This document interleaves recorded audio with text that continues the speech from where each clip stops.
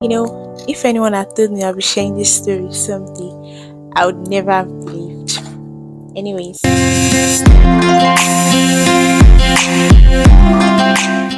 hi guys, and you're welcome to my channel. If this is your first time of coming across my channel, please don't forget to subscribe. And if you're returning, you're welcome back to my channel.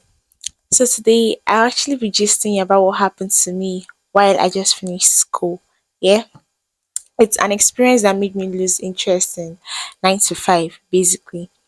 Now, I actually finished school year 2019. I finished from University of Illinois, and I served 2020. Although my service didn't go as I wanted because that was the year Corona came to the world, but here we are. And like as a young and fresh graduate after school, what you do is you look for jobs and you like okay, growing up or while I was a student, I was more of the 9 to 5 kind of lady. I love the idea of waking up early, dressing up, going to work, returning home. I actually love that. So what happened? I mean, I got a job at an educational center. It's more of an IGMB center as the manager. And before I actually started work, we had an agreement that I was supposed to resume work by 8 and I'll close by 5. Well, when I started work, I was happy. Being my first time, I was super excited. The first week went, the work was fine, but I was still trying to find my way around it, and it was just okay. The following week, Monday, Tuesday, well, it went well as usual. But on Wednesday, something heartbreaking happened to me. Something that broke my heart completely happened. I went to work like a normal day, and sincerely speaking, on that particular day, now my life, like it's more of I go to work in the morning, I go back home in the evening. So it wasn't like there wasn't like any activity and stuff. So on this particular day, I actually went to work with my transport fare because now I'm used to resume work and go back. So and remember I told you I closed 5 p.m. I think probably around 4 p.m. or so. My boss called me because I know it was like close to my closing time. My boss called me that he wanted me to go check out a new place. Apparently, we wanted to move to a bigger space. Yeah. So as soon as he called, I calculated like the money I had on me and I realized it won't be enough for me. It won't be enough transporting me to the place and then back home. So I told him that okay, I'm not like with enough cash. The money I have on me now will only be able to take me down to the place and it won't be able to take me back home. So he said I shouldn't worry that he was going to send money to me. Okay, then he sends the house agent's number to me. So I called the agents and then we agreed on meeting at a particular place. Then I like did everything I needed to do. So I closed from work. Then I went to the location. Okay, when I got to where we're supposed to meet, I called the house agent that okay, I'm here. Oh. He said I should give him few minutes that I needed to do one or two.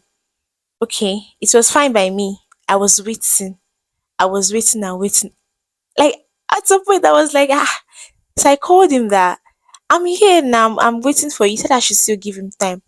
Well, I was standing by the roadside and I couldn't keep standing forever. Then I noticed that okay, there are churches around. Then I sure went to one of the churches. I went to fellowship with them. I mean, it's better than standing by the roadside, yeah. So like service was I mean I was actually enjoying the service, I would not lie. Then the house agent called me that okay, he's here. So I had to leave church. I went to check out the apartments. Then I called my boss. I gave him my feedback as regard the place. And by then, I mean the old stuff, it was already getting late and my parents were already calling me that where was I? Blah blah blah. It's unusual. Usually at most by 5:30 I'll be home. But this particular day, I think it was maybe like 6:30, I was still outside. And I didn't explain to them that I was actually going out from work. Yeah. So I explained the whole thing to them and they were okay. Then when we were done, I was still expecting money. I've not been credited, so I had to call my boss and I told him that okay, I'm still waiting for the money and it's already getting really dark. All this thing happened in 2020. POS wasn't a rampant thing at that point. It's just like few shops that were actually doing POS business at that time. So he said I should calm down, that he's going to send it. Well, eventually he sent the money. I got credited, but by the time he sent the money, it was already late.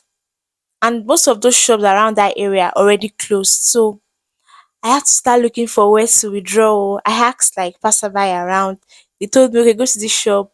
When I get there, they've closed. Ah, God, I was already pissed off because I was trekking. Like it wasn't my plan at all. Do you get? I was checking. I think eventually I saw one shop, but the man was like, she doesn't accept transfer. Ha. I was like, okay, what do you now want me to do? So the whole thing just got me angry, and and the likes. Then all of a sudden, my boss just called me that I should go back to work. That one of the students fainted. When I heard that, I did not even think twice. I just said, I can't go back to work. Oh. Like, that was what I said because I was pissed off, guy. I was really, really pissed off. So he ended the call and I didn't call back. Honestly, I didn't call back because I was trying to sort myself out. So eventually I saw a friend and I told him about what was happening. Then it's his area now. He was able to take me to a shop where I was able to withdraw. Then I went home.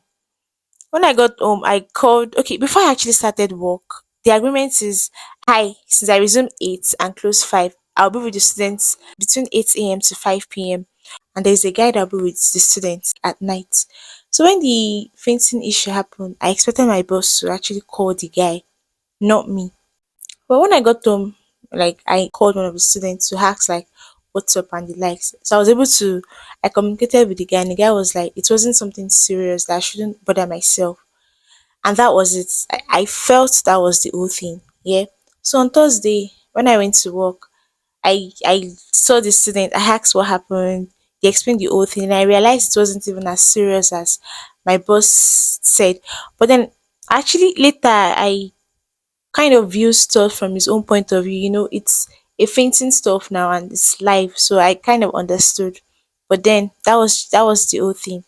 So Thursday came. I mean, I did my normal work stuff, and I closed work. I went home, and that was it. I didn't myself and my boss did not talk to each other on that particular Thursday. So on Friday, I felt everything was fine actually. So on Friday I went to work.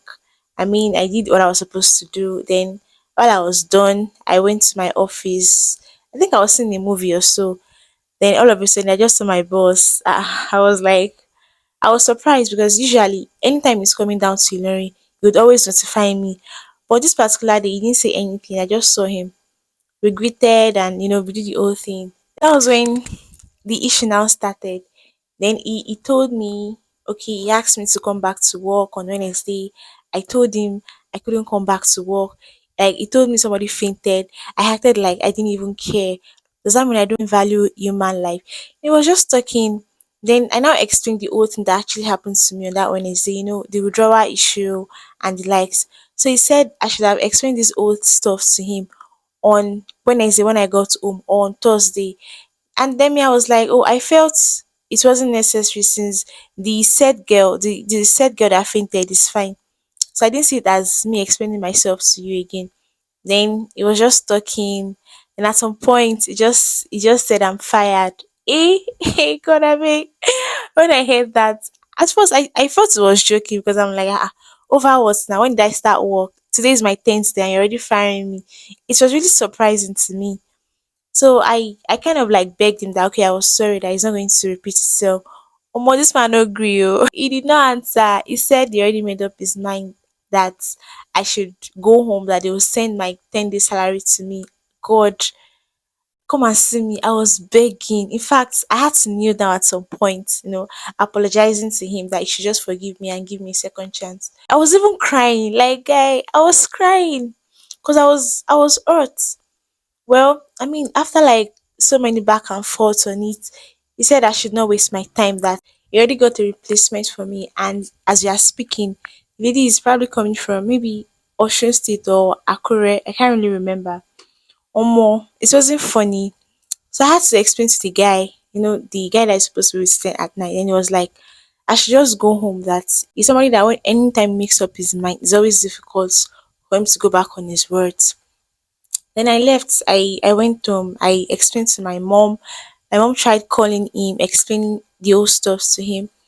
He was just saying there's nothing he can do and the like that he's going to send my salary. Honestly, that day was a very bad day for me. I was sad, like I was just crying because I was heartbroken. I didn't even go online. Like I didn't go online throughout that period. Then I was just crying. Then my dad got home in the evening. He was just petting me that I should stop crying, that better jobs will come, blah blah blah. I couldn't keep crying forever now. Then I think like at night, maybe around 10, I now went online. Hmm. Or more, I saw something online that, it's kind of made me happy. So before like I actually got the job, I was making shoe, but the shoe was more of a hobby. It was a hobby thing. It wasn't a business thing for me. I was just doing it. I wasn't keeping track. I wasn't keeping any record. As money come, I buy material. I spend money. So like, okay, when my clients paid on that Friday night, and when I did my calculation, and then I realized I made more than my salary on that Friday night. Before I slept, I had to just sit myself and then I was thinking that wait, why have I now been stressing myself all this while? I have something I'm doing already. Why not just build this thing you're doing? Why not work on this and have a brand? This was that night that I actually started business officially. Yeah. And honestly, I thank God for how it's been. I thank God for how far it has brought me. So like, let's say like 2 months later, I reached out to my boss because I still have his number. In fact, it's today. I still view his status on WhatsApp and he views mine. So I told him I wanted to ask like him some questions. Then I asked that okay, I wanted to know what I did on that Wednesday. Like what was I supposed to have done? What should I have done differently? He now said, okay, like when I got home that night or on Thursday, I should have explained what happened. I should have explained why I said I couldn't go back to work. Oh, I felt okay. And then he now asked that how far, what am I doing now? Then I told him my business. Then he said, okay, that if I still want a job, he can actually get one for me, but in Lagos State. I was like, I beg, I'm not interested, but thank you. Although they didn't pay me my salary, that my 10 day salary, they did not pay me. Because, at some point, like when the issue was still very fresh, I was always reaching out to them that, okay, I'm still expecting my salary. They're giving me this excuse and that. I know I just lost interest in asking at some point. Then when I told my friends were like, the mistake I made was not getting my money before I left the office on that Friday. I'm like, I beg, I don't pass that level. So I'm just grateful to God. Like I can actually talk about this experience now. I mean, it's been 3 years now, I guess. So I thank God. Like, although when the incident happened, it was heartbreaking. I mean, I could not even share it, but I can. I mean, I'm saying it now without like feeling sad and stuff. So that'll be all for now. Now, please don't forget to like this video, comment. I mean, you can let me know if you feel what I did was bad and share. And most importantly, please subscribe. Thank you so much. See you next time. Bye.